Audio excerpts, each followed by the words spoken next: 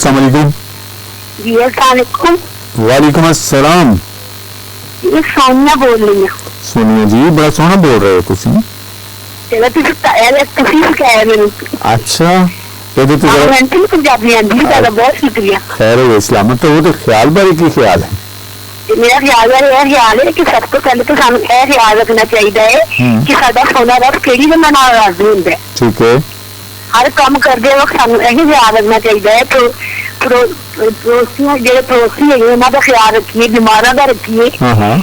जबान नाल कोई किसी नूं दुख ना पहुंचाइए। ऐ ना वेखी कि असीं किन्ने खुशियां है देखो कि साडे नाल किन्ने किन्ने लोग खुश ने, कोई दुखी तो नहीं हैगा। यह ख्याल रखना चाहिए है।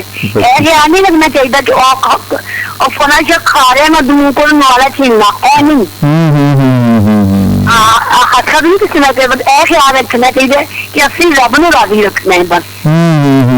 रब नूं राजी करन लई अच्छे अमल यही है ना कि जाके पता करो जी ਤੁਹਾਡੇ पड़ोसी की हजूर पाक सल्लल्लाहु अलैहि वसल्लम ने तो यह तक फरमाया है कि ਤੁਹਾਡੇ पड़ोसी गरीब ने ना तो उन्होंने सामने चंगा खाना ना खाओ, उन्होंने को छुपा के खाओ ताकि उन्होंने बेचारियों को दुख ना होवे। उन्होंने भी दे दो वो भी तुम नहीं दे सकते। अच्छा नहीं दे सकते तो फिर जोड़ा अवल तो मैं तो यही कहनी मैं अपनी गल कर रही हूँ, तो मैं जो कुछ मिलता है ना मैं अपनी गल कर रही, नेकी का चर्चा नहीं करना चाहिए है। कुछ अपनी ख्वाहिशा मार के असि लोगों लिए कुछ कर सकते हैं, जे करना चाहिए। ये तो है, ये तो है। असि ना करिए तो साडे को बड़े बड़े बड़ी वो है ओके लेकिन ख्याल देना चाहिए, सानू पंजाबी में राजी करना चाहिए। हर काम करने तो पहले यह सोच लेना चाहिए, यह ख्याल करना चाहिए कि साडे अमल ही तो साडा अंजाम होंदा है इस ना। अच्छा सोनिया रहे ना वो कहंदे रब राजी तो सब राजी, ठीक है ना।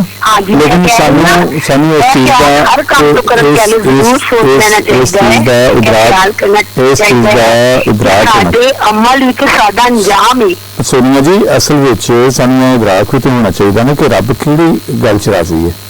तो दस रही हाँ किसी यतीम नूं ना तंग करो, किसी बेचारी मुसीबत दी ना तंग करो, मदद करो।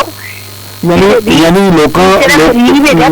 मदद करो, जुड़त रखो। जिस तरह मैं तुम दसनी अपनी गल मून मार्केट में जिस तरह मैं जा रही बच्चा मैंने वेख लिया है, बर्गर मैं भी खा रही हूँ, मासूम बच्चा वेख लिया जी मैंने बर्गर लै लियांगी तो कई क्यामत टुट जाएगी। तो तुसी कदों खांदे हुंदे मून मार्केट जाके बर्गर? तुसी आओगे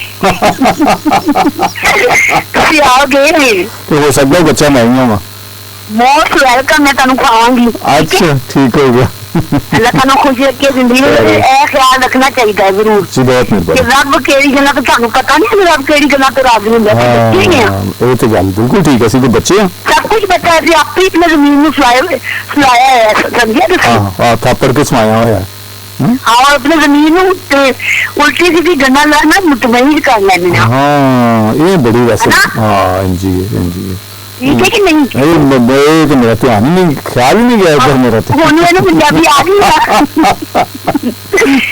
शुक्रिया बहुत मेहरबानी। थैंक यू अल्लाह हाफिज। रब सुनो तुम सेहत देवे जी। बहुत मेहरबानी।